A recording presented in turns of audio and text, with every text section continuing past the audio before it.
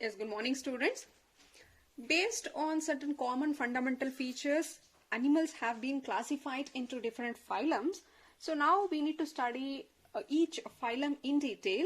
So the common features we have already seen yesterday, that are there's the animals are multicellular based upon the level of organization. This was one common characteristic features. So whether their body is cellular level or tissue level, organ system, they have been classified, and among them again the body can be symmetric or asymmetric. If symmetric, whether they are radially symmetric or bilaterally symmetric, and a presence of a coelom or absence of a coelom, they have been classified into different phylum. So there are 11 phylum which we need to study, starting from the Porifera, Coelenterata, Ctenophora, Platyhelminthes, Aschelminthes, Annelida, Arthropoda, Mollusca, Echinodermata, Hemichordata and Chordata. So directly we'll move to the phylum Porifera. The first phylum is called Porifera. So these members of the phylum here, which belongs to Porifera, are commonly known as sponges because throughout their body they have the pores on them. It looks like a sponge. So you call them as sponges, and they are generally marine. So they are marine. And these are multicellular animal. Of course, all of them are multicellular animal, and this is the only phylum which shows a cellular level of organization. Clear? They show cellular level of organization. Now we know what is cellular level of organization, meaning their body is made up of cells, or the cells might aggregate themselves to form the entire body. So you call it a cellular level of organization, and they are multicellular, and they are asymmetric. So asymmetric meaning here you cannot divide their body into two halves, either on a single plane or on a different plane. Therefore you call it as a asymmetric. Clear? Now the sponge's body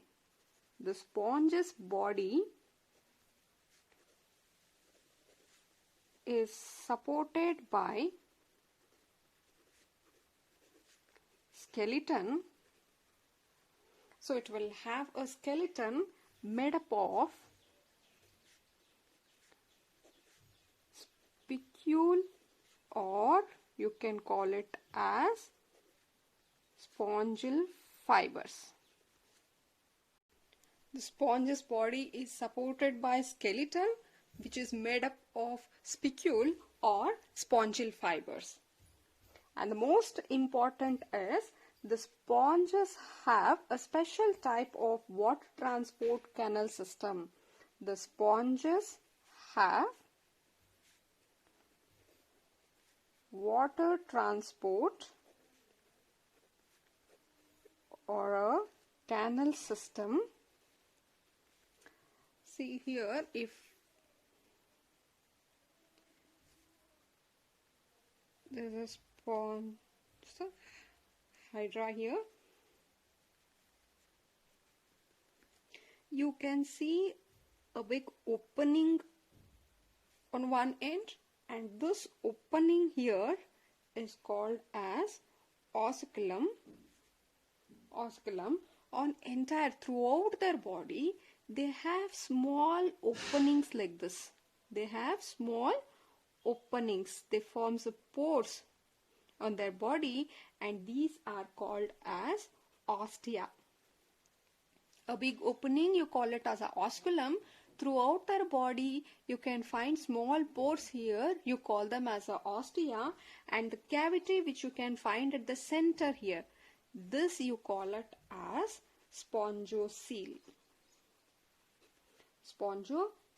Here water enters, since they are marine, the water which is present outside enter through this ostia, and they are present in this spongocoel. And here spongocoel, where it is the intracellular digestion and also intracellular digestion will also happen here. At the same time, the waste water can be removed through the osculum. So this is a water transport system which you can see in the sponges.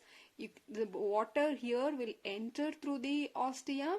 Here the intracellular digestion will happen, and also the waste which is present are removed through this osculum. So this movement of water, you call it as a water transport system. And also the porifera show loose organizations of cell. I told you here cellular level meaning entire the cell can perform a function, or the cells can aggregate together. So here also the cells are loosely organized to perform particular functions. See, there are different cells which are present. For example, there are pinacocytes.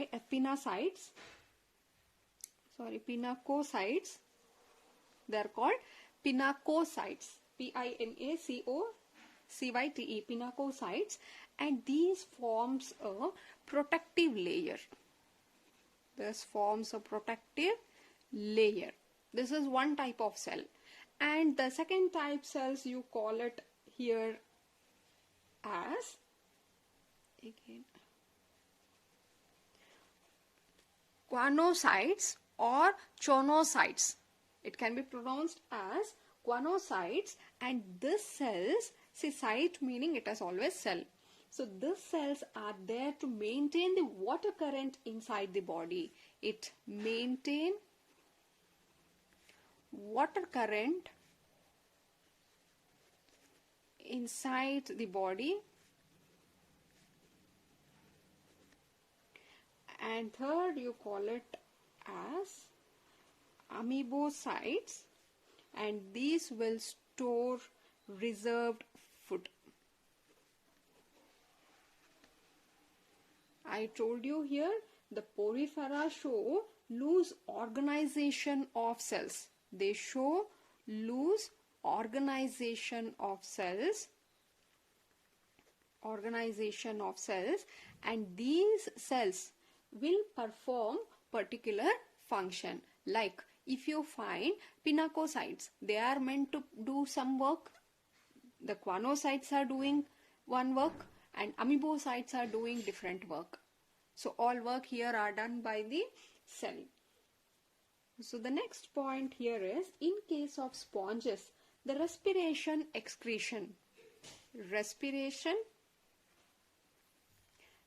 and excretion takes place through simple diffusion.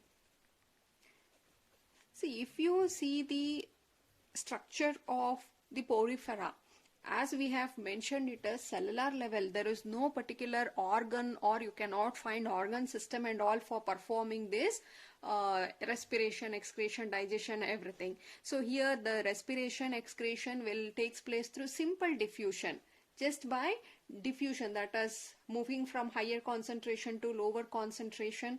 They don't have specialized respiratory system or excretory system for performing this function.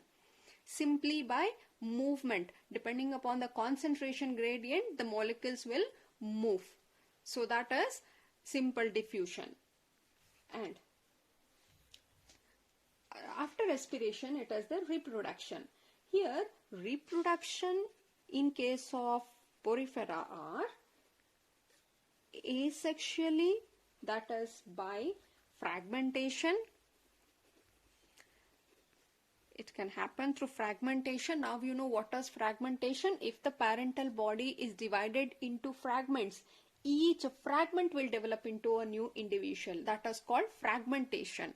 Or it can be budding. As in case of Hydra, you can see here this is a parental body and there is a small outgrowth from the parental body, and this are referred to as a baby Hydra. So now this is the budding which has budded from the parental body, and when this small buds detach from the parental, they develop into new individual. That is the budding process. So reproduction can occur both by asexually and sexually.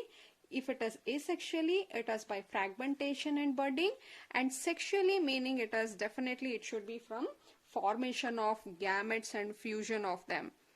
That is by formation of gametes. Gametes are formed, fused, fertilized, and then they develop. Here, the fertilization is internal, meaning fertilization is what? Fusion of male and female gamete, you call it as fertilization, and this fertilization happens internally inside the body of the parent. That is, fertilization is internal. If fusion is happening inside the body, you call it as internal fertilization. If the fusion is happening outside the body, we refer it as external fertilization.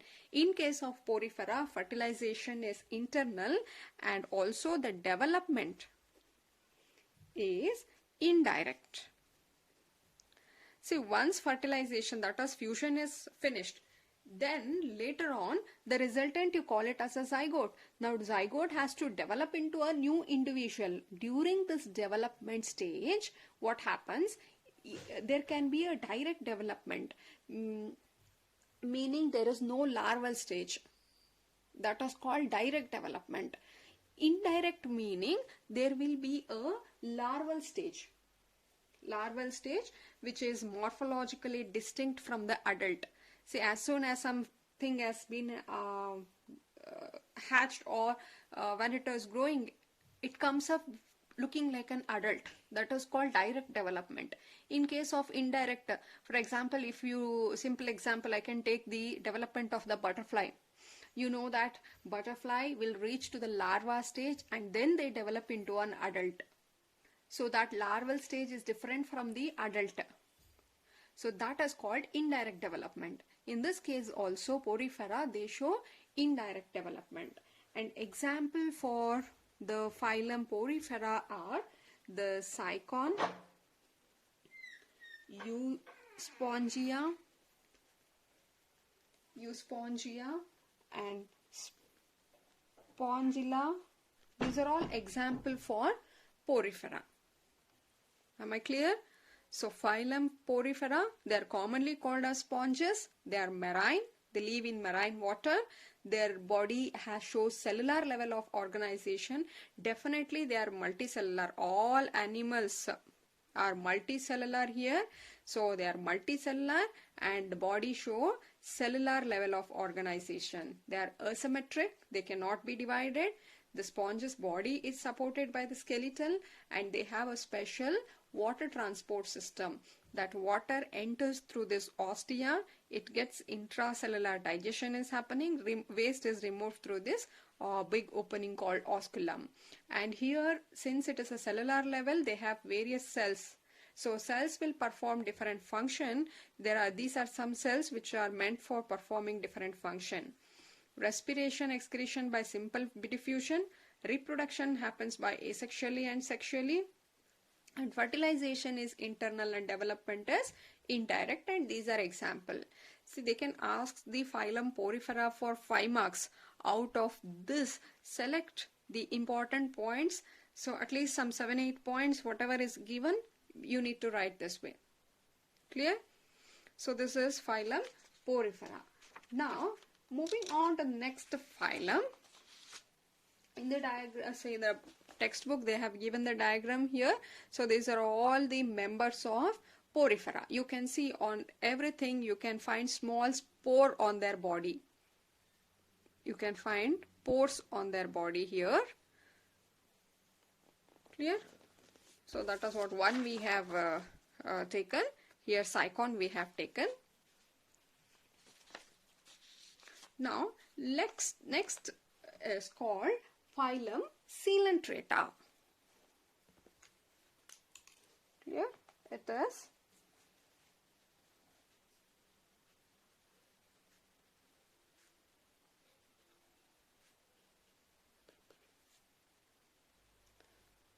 phylum Coelenterates, or you can call them as Cnidaria or Cnidaria. Clear? Here C is silent. You can pronounce it as Cnidaria or Cnidaria. Now here, these are also marine. They are marine. Mostly marine, but exception is hydra. Hydra you can see in fresh water too. So they are marine and they may be sessile. They may be sessile. Sessile meaning they cannot move, or free living. That is free swimming. So they can be sessile. Sessile, I told you, they can be fixed to one position, or they can be found free swimming, moving. And the body show radial symmetry. They are radial symmetric. You know now what do you mean by radial symmetric? Clear? You can divide the body into two equal halves by many planes. That is called radial symmetric. And here they show triploblast. Sorry, they show tissue level of organization.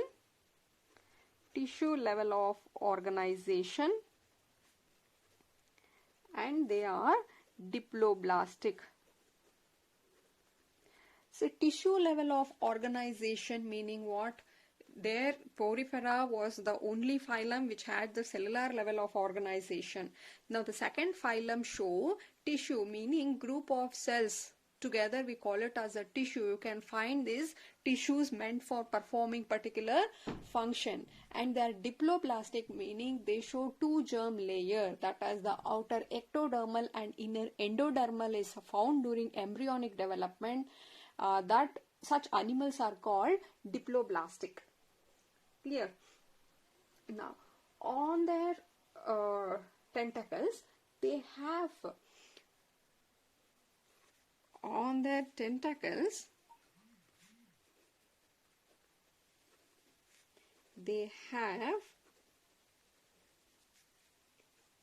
nidoblast, or you can call them as nidocytes. These are the cells which are present on the tentacles with stinging capsule,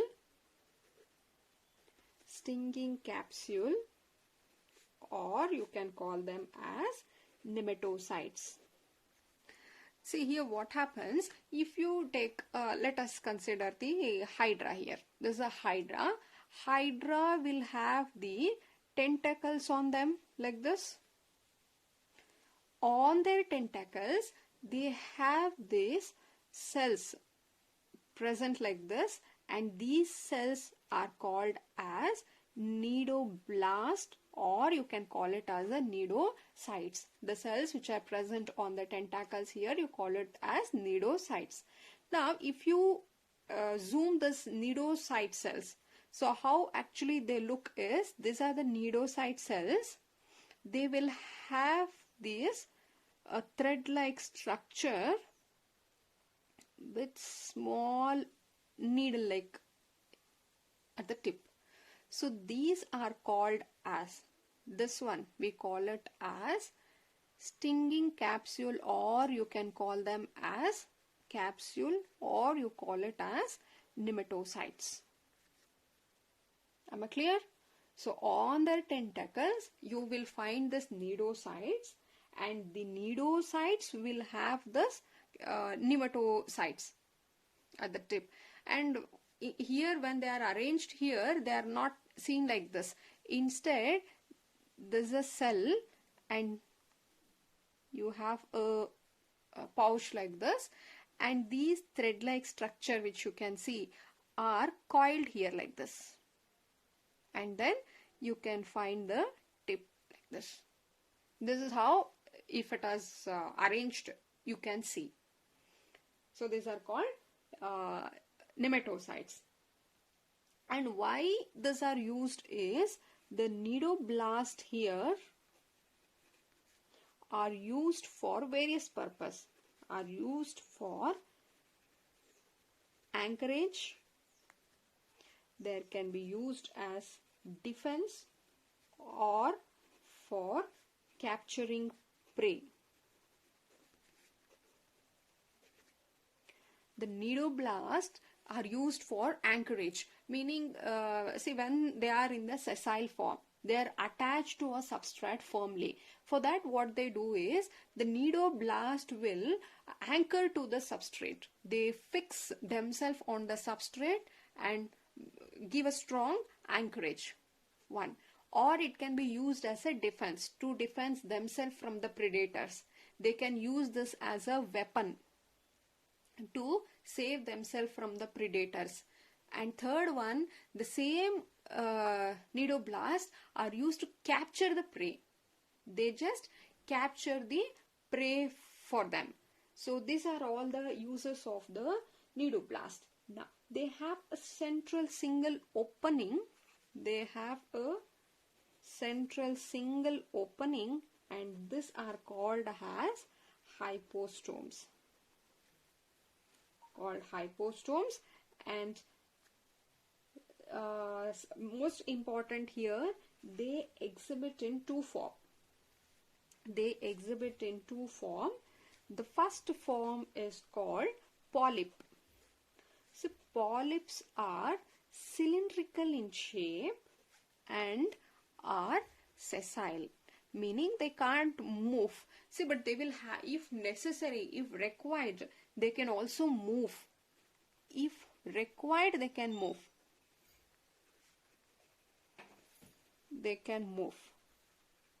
But usually they are sessile. That is one. You call it as a polyp, and example for this is nothing but the hydra. And second one, you call it as medusa. And medusa are umbrella shaped, and they are free swimming. Example is jellyfish.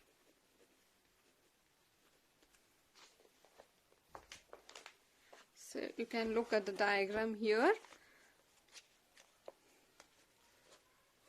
So in this case, you can see here, they show the umbrella shape. They have a umbrella shape, and you can find the tentacles below. So this is an example for the medusa type. There's a jellyfish, orilla, you call it as a orilla, that is an example for medusa. In this case, you can see they are cylindrical in shape, and they have tentacles above. Here the tentacles were below. In this case, the tentacles are present above, and this will be an example for polyp. Clear? So these are the two forms of coelenterata you can see, and some of them exhibit alteration of generation. Some of them show both polyp and medusa.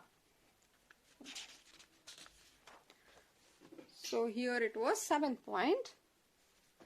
Some of them exhibit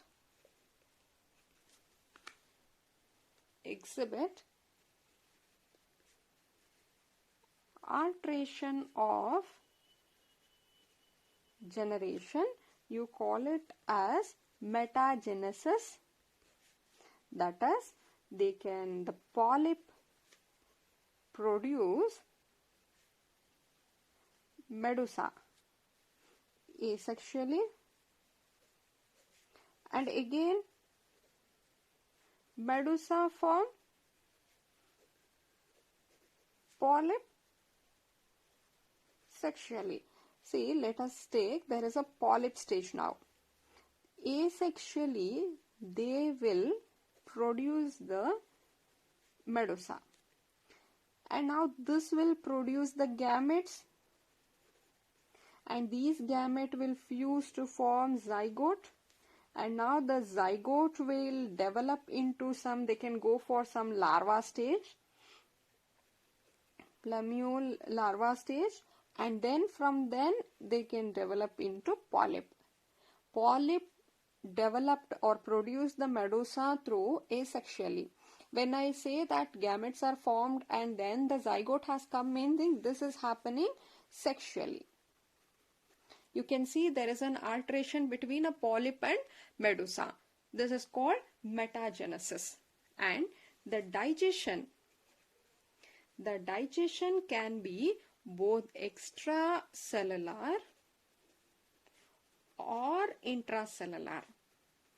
When I say it is intracellular, meaning if digestion is happening within the cell, if it is happening within the cell, you call it as intracellular. Extracellular is when the food digestion is occurring in the cavity of alimentary canal. It is called extracellular. This is within the cell, and this happens in the alimentary canal, cavity of alimentary canal. That time you call it as digestion is extracellular. An example here, it can be the hydra, the jellyfish, Adamsia. So these are all example for the phylum Coelenterata. Clear? So the phylum Coelenterata, they can be marine. Exception is hydra, which can also be seen in the fresh water. They may be sessile, meaning fixed, or they can be free living. The body show radial symmetry, the tissue level of organization, diploblastic. You should be knowing all the meaning of all this. Radial symmetry meaning tissue level, diploblastic. You can refer our previous video. And on the tentacles you find the cells which are called as a cnidocytes, and cnidocytes will have this nematocytes, or you can call them as a stinging capsules. See, generally these cells are also called as a stinging cells only. So now the main purpose of the cnidoblast are anchorage, defense and capturing the prey, and they can exist in two forms, polyp and medusa. If they are cylindrical and they are sessile, you call it as a polyp. If they are umbrella shaped, if it is like umbrella shaped, then you call it as a medusa. In case of umbrella shaped, the tentacles are present below here. In case of polyp, the body is cylindrical and the tentacles are found in the upper portion. This is a polyp condition, and some of them exhibit alteration of generation. That is, polyp will produce medusa asexually, medusa will produce polyp sexually. They show alteration. Digestion can be intra or extracellular. So this is all about phylum Coelenterata. This much will be sufficient. Clear? Make your notes and study. In the next video, we will take up further phylums. Thank you.